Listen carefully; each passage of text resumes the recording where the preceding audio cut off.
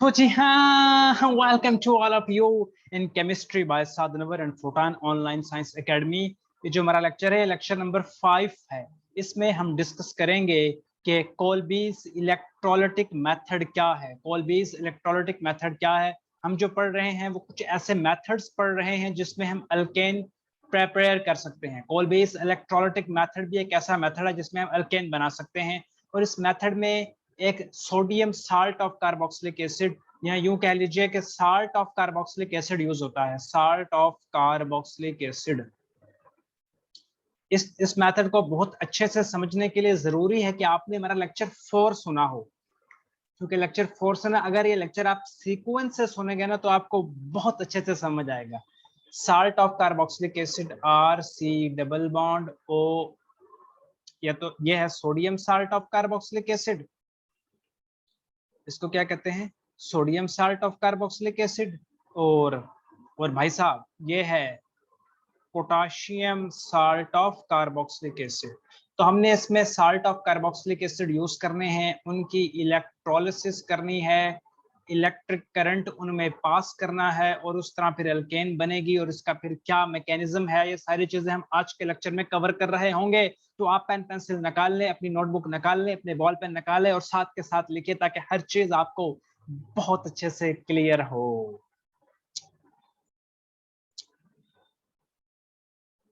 ठीक, इरेज कर दूं ये चीजें, व्हाइट बोर्ड। चलिए अभी तो भैया जी, ऑर्गेनिक केमिस्ट्री में ना रिएक्शन बहुत ज्यादा है, तो मैं ऐसे आपको मेथड से रिएक्शन समझाऊंगा कि इंशाल्लाह आपको बहुत आसान रिएक्शन लगेंगे। आपको ये नहीं होगा कि यार रिएक्शन याद नहीं हो रहे, रिएक्शन याद नहीं हो रहे, रिएक्शन भूल रहे हैं, ऐसा नहीं होगा। ये हमने एक sodium salt of carboxylic acid लिया है, इसे क्या कहते हैं? Sodium salt of carboxylic acid. फिर एक और sodium salt of carboxylic acid ले लिया, दो sodium salt of carboxylic acid ले लिए, और इसके साथ हमने दो वाटर मॉलिक्यूल ले लिए। एक ये वाटर मॉलिक्यूल और दूसरा ये वाला वाटर मॉलिक्यूल। मैं इन्हें जानबूझकर ऐसा लिख रहा हूं ताकि प्रोडक्ट बनाने में आपको आसानी हो, मुश्किल ना हो। फिर यहां से इलेक्ट्रोलिसिस किया, इलेक्ट्रोलाइसिस। ये क्या चीज है? ये कोई खौफनाक चीज नहीं है, ये वाटर है।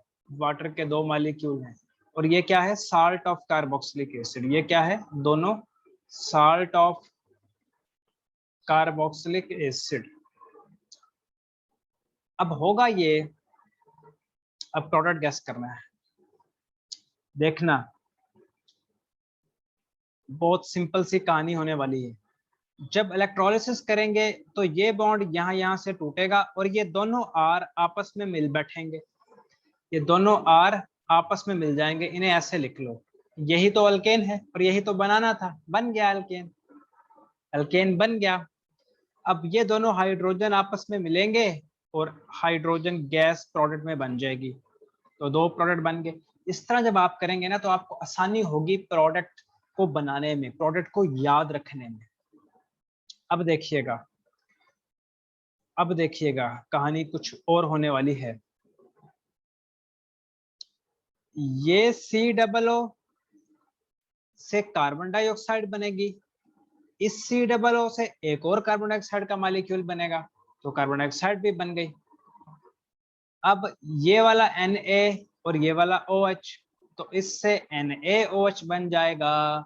इसी तरह ये वाला Na और ये वाला OH, इससे एक और मॉलिक्यूल NaOH का बन जाएगा। जब आप इस तरह लिखेंगे तो आपको रिएक्शन याद हो गया। अब आपको पता चल गया कि एक अल्केन बनी, दो मॉलिक्यूल कार्बन डाइऑक्साइड के बने, एक हाइड्रोजन का मॉलिक्यूल बना और दो मॉलिक्यूल सोडियम हाइड्रोक्साइड के बने, तो रिएक्शन आपको याद हो गया। अब इसके मैकेनिज्म की तरफ चलते हैं।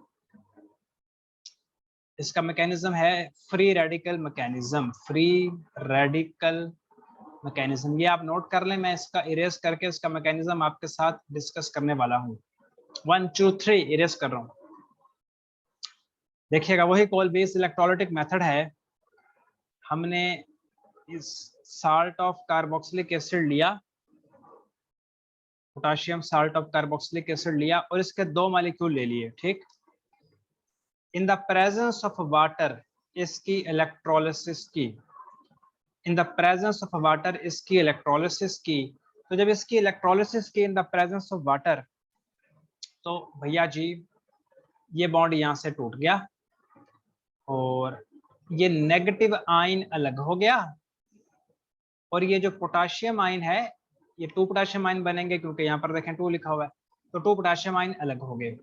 अब पोटाशियम आयन जो अलग हुआ ना, तो अपना इलेक्ट्रॉन ऑक्सीजन को देता गया।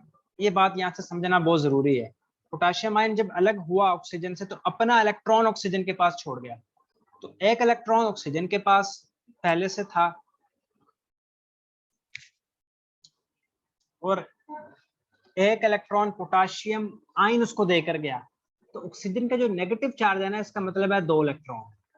अगर ये बात नहीं समझ आए तो छोड़ दें, ठीक, आसान सी बात है कि पोटाशियम जब अलग हुआ एज ए पोटाशियम आयन गया, मतलब अपना इलेक्ट्रॉन ऑक्सीजन को देता हुआ गया, इसलिए ऑक्सीजन पर नेगेटिव चार्ज आया है।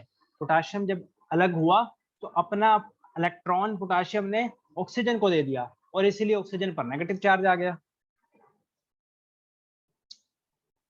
गुड हो गया। अब ये नेगेटिव आयन है, ये पॉजिटिव आयन है, और हमें पता है जब इलेक्ट्रोलिसिस करते हैं तो वहां एक चीज एनोड होती है, 2 खंबे होते हैं, एक एनोड होता है एक कैथोड होता है। एनोड पे पॉजिटिव चार्ज होता है, कैथोड पे नेगेटिव चार्ज होता है। तो जो पॉजिटिव आयन है ये कैथोड पे जाएगा क्योंकि कैथोड पे नेगेटिव चार्ज है, और ये जो नेगेटिव आयन है ये एनोड पे जाएगा क्योंकि एनोड पे पॉजिटिव चार्ज है। इस नेगेटिव आयन का नाम है एसीटेट आयन। इस नेगेटिव आयन का क्या नाम है? Acetate ion.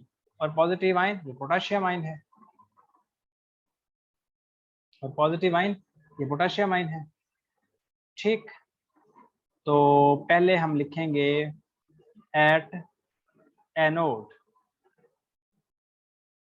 एनोड पर जाएगा एसीटेट आयन और चला गया, एसीटेट आयन एनोड पर चला गया, नेगेटिव चार्ज मतलब 2 इलेक्ट्रॉन। एनोड पर क्या काम होता है? ऑक्सीडेशन होती है। ऑक्सीडेशन क्या होता है? ऑक्सीडेशन होता है loss of electron. Oxidation loss of electron. तो एनोड पर मेरे दोस्तों लॉस ऑफ इलेक्ट्रॉन होगा। देखना, ऑक्सीजन का जो नेगेटिव चार्ज है ना, इसके 2, इसका मतलब है 2 इलेक्ट्रॉन। तो इसमें से एक इलेक्ट्रॉन बाहर निकल जाएगा, निकल गया। 2 है, 2 एसीटेट आयन है, तो एक इलेक्ट्रॉन और निकल जाएगा, तो 2 इलेक्ट्रॉन आ गए, यानी ये वाला इलेक्ट्रॉन बाहर निकल गया। पीछे से सिर्फ एक इलेक्ट्रॉन रह गया, जो मैं एरो से बना रहा हूँ, ये इलेक्ट्रॉन रह गया। तो फिर कोई स्पीशी इस तरह की बनेगी। ऑक्सीजन के ऊपर जो नेगेटिव चार्ज था, जिसका मतलब था 2 इलेक्ट्रॉन, उसमें से एक इलेक्ट्रॉन तो बाहर निकल गया। मैंने यहाँ पर 2 क्यों लिखा है? क्योंकि मेरे पास 2 मॉलिक्यूल थे एसीटेट आयन के, तो 2 इलेक्ट्रॉन बाहर निकले और पीछे से ये वाला इलेक्ट्रॉन रह गया, जिसको मैंने एरो से शो किया है,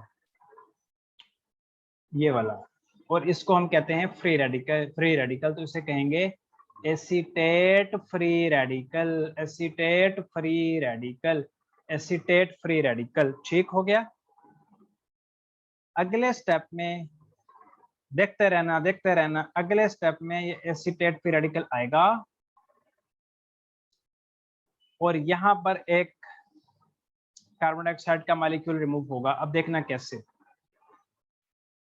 जो ये वाला बॉन्ड है ना, इसका भी मतलब है 2 इलेक्ट्रॉन, इसमें से इसकी क्लीवेज होगी, यानी ये वाला बॉन्ड टूटेगा, ये वाला इलेक्ट्रॉन इस मिथाइल के पास चला जाएगा, और जो ये वाला इलेक्ट्रॉन है ये यहाँ पर आ जाएगा, और इधर से ऑक्सीजन के ऊपर जो इलेक्ट्रॉन है ये भी यहाँ पर आ जाएगा। जिससे क्या होगा, सी डबल बॉन्ड ओ पहले से ही था, सी सिंगल बॉन्ड ओ भी पहले से था। इधर से ये इलेक्ट्रॉन आया यहाँ पर, इधर से ये वाला इलेक्ट्रॉन आया यहाँ पर, क्योंकि ये बॉन्ड टूट रहा है, तो यहाँ पर एक बॉन्ड और बन जाएगा, और इसी तरह कार्बन डाइऑक्साइड के 2 मॉलिक्यूल बन जाएंगे। 2 क्यों बनेंगे? क्योंकि 2 मिथाइल फ्री रेडिकल है। बकाया क्या रह जाएगा? पीछे जो चीज रह जाएगी वो ये वाली चीज रह जाएगी, 2H3C और फ्री रेडिकल, तो बीच में प्लस डाल दें। इसको कहते हैं methyl free radical. Methyl free radical, methyl free radical. अगले स्टेप में भैया ये मिथाइल फ्री रेडिकल आएगा। अब ये 2 हैं तो मैं इनको अलग अलग करके लिख देता हूँ, प्लस ये दूसरा मिथाइल फ्री रेडिकल। दोनों के पास एक एक इलेक्ट्रॉन है, तो दोनों अपने एक एक इलेक्ट्रॉन शेयर करेंगे, और इस तरह इन दोनों के दरमियान एक बॉन्ड बन जाएगा। यही तो है एल्केन, इसे ही तो इथेन कहते हैं। तो ये काम तो होगा एनोड पर, इसे नोट कर लो। फिर कैथोड पर जो कुछ होने वाला है ना, वो आपके साथ शेयर करता हूँ।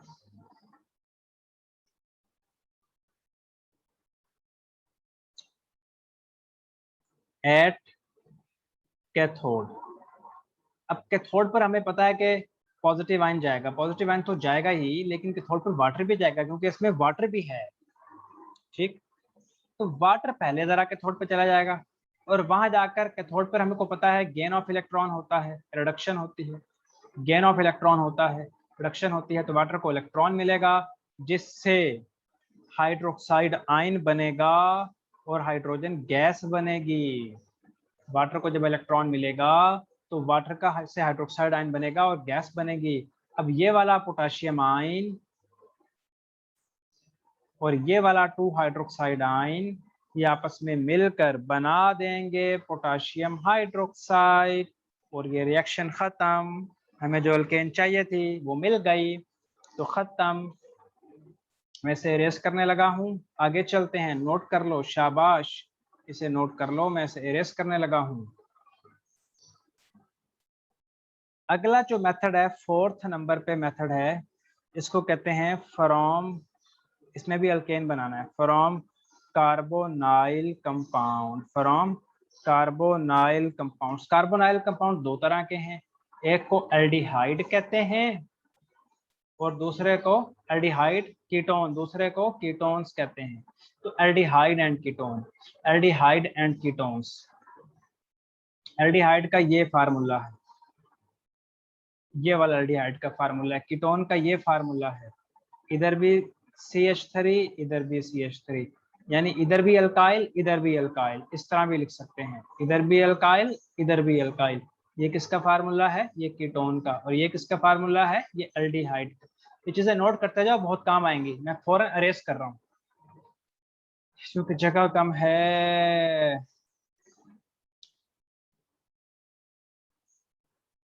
अच्छा, फ्रॉम कार्बोनाइल कंपाउंड, तो पहले हम लेते हैं एसीटोन को। एसीटोन मतलब कीटोन। पहले हम कीटोन को लेते हैं, यहाँ भी CH3 यहाँ भी CH3, ये कीटोन है। इस कीटोन को, 3 कार्बन वाले कीटोन को हम कहते हैं एसीटोन। एसीटोन का हमने रिएक्शन कराना है, इसकी रिडक्शन करनी है। रिडक्शन मतलब हाइड्रोजन इसमें ऐड करनी है, और in the presence of zinc और मरकरी, इसे कहते हैं जिंक एमलगम, और HCl, ये कैटलिस्ट यूज करना है। ठीक, ये जो जिंक और मरकरी, ऐसे क्या कहते हैं? Zinc amalgam, amalgam, zinc amalgam. तो हमने कीटोन की रिडक्शन की, यानी हाइड्रोजन ऐड की in the presence of zinc amalgam और HCl, तो इससे एल्केन बनेगी। अब कैसे बनेगी ये देखना, ये बहुत आसान। ये CH3 as it is as आ गया, ये कार्बन, ये CH3 as it is as आ गया। ये जो 4 हाइड्रोजन है ना, इसमें से 2 हाइड्रोजन यहाँ पर आकर लग जाएंगे, अल्केन बन गए, इसको प्रोपेन कहेंगे। और जो बकाया की 2 हाइड्रोजन है, ये ऑक्सीजन के साथ रिश्ता जोड़कर वाटर बना देंगी। तो इस तरह जब आप करेंगे तो आपको रिएक्शन ना याद होगा। अब MCQs में आता है कि ये वाला रिएक्शन जिसमें कीटोन एसीटोन की रिडक्शन हुई जिंक अमलगम और HCl के साथ, इसका नाम क्या है? तो याद रखना, इस रिएक्शन का नाम, जिसमें कीटोन की रिडक्शन हुई, इस रिएक्शन का नाम है क्लीमेंसन रिएक्शन। क्लीमेंसन reaction, क्लीमेंसन reaction. फिर दूसरा रिएक्शन है, उसका नाम है वुल्फ किश्नर रिएक्शन। डिफरेंस ये है कि वुल्फ किश्नर रिएक्शन में एल्डिहाइड यूज होता है, तो ये मैं एल्डिहाइड बना रहा हूँ। जो वुल्फ किश्नर रिएक्शन है, इसमें एल्डिहाइड यूज होता है। ये एल्डिहाइड है, ये क्या है? एल्डिहाइड है, और इसे कहते हैं एसीटल्डिहाइड। 2 कार्बन वाले को एसीटल्डिहाइड, एसीटल्डिहाइड। इसकी भी हमने वैसे ही रिडक्शन करनी है लेकिन जो इसमें कैटलिस्ट होगा वो होगा N2H4। N2H4 N2H4 N2H4 इसे कहते हैं हाइड्राजीन। हाइड्राजीन N2H4 को क्या कहते हैं? हाइड्राजीन। दूसरी चीज इसमें पोटेशियम हाइड्रोक्साइड यूज होगी और 200 डिग्री टेम्परेचर होगा। यानी वुल्फ किश्नर रिएक्शन कह लें या पूरा नाम वुल्फ किश्नर रिडक्शन कह लें तो ज्यादा बेहतर है। वुल्फ किश्नर रिडक्शन, क्योंकि इसमें रिडक्शन होती है। रिडक्शन मतलब हाइड्रोजन ऐड होता है। एल्डिहाइड में जब हाइड्रोजन ऐड होगी तो इससे जो अल्केन बनेंगे इस रिएक्शन को कहते हैं वुल्फ किश्नर रिडक्शन। और ये किसकी कैटलिस्ट कौन सा है? हाइड्राजीन है, पोटेशियम हाइड्रोक्साइड है, 200 डिग्री टेम्परेचर है। काम भैया जी वही होगा। ये एज इट इज एज लिख दें। सी के साथ एक H है, सी के साथ एक H है, तो आप यहाँ से 2H और लें तो CH3 हो जाएगा। तो यही तो बन गया अल्केन, इसे कहेंगे इथेन। और बकाया की जो 2 हाइड्रोजन है वो आप ऑक्सीजन के साथ जोड़ दें जिससे वाटर बन जाएगा। तो आपने देखा कि दोनों रिएक्शन में वाटर बन रहा है, दोनों रिएक्शन में अल्केन बन रही है, लेकिन जो वुल्फ किश्नर रिडक्शन है उसमें एल्डिहाइड यूज हो रहा है। और क्लीमेंसन रिएक्शन में, क्लीमेंसन रिएक्शन या इसे क्लीमेंसन रिडक्शन भी कहते हैं, क्लीमेंसन रिडक्शन भी कहते हैं, उसमें कीटोन यूज हो रहा है। अब एक और छोटी सी चीज है वो भी देखने, इसे मैं इरेज कर देता हूं। पांचवा मेथड है ग्रिग्नार्ड रिएजेंट। अल्केन बनाने का पांचवा मेथड है Grignard reagent. Grignard reagent, Grignard reagent. Grignard reagent क्या है? ग्रिग्नार्ड रिएजेंट ये है कि अल्काइल, फिर मैग्नीशियम, फिर हैलाइड, इसको ग्रिग्नार्ड रिएजेंट कहते हैं। अल्काइल, अल्काइल जो कि मिथाइल हो सकता है, मैग्नीशियम और फिर हैलाइड या क्लोराइड, इसे क्या कहते हैं? ग्रिग्नार्ड रिएजेंट कहते हैं। तो ग्रिग्नार्ड रिएजेंट से भी अल्केन बनता है। अब मैंने ग्रिग्नार्ड रिएजेंट ले लिया है जो कि मिथाइल मैग्नीशियम ब्रोमाइड है, ये ग्रिग्नार्ड रिएजेंट है। मैग्नीशियम पर पार्शियल पॉजिटिव चार्ज आएगा, कार्बन पर पार्शियल नेगेटिव चार्ज आएगा। इसका रिएक्शन मैंने वाटर के साथ करवाना है, वाटर की प्रेजेंस में करवाना है, या वाटर के साथ करवाना है in the presence of catalyst. इसमें ईथर है, कैटलिस्ट क्या है? ईथर।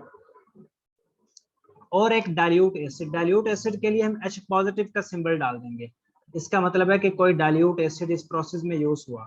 H पॉजिटिव का क्या मतलब है? कि कोई डाइल्यूट एसिड इस प्रोसेस में यूज हुआ। अब देखिएगा होगा क्या, जो पार्शियल पॉजिटिव वाली हाइड्रोजन है ये भाग कर चली जाएगी इस मिथाइल के पास, या यूं समझ लें कि मिथाइल इसे कैप्चर कर लेगा।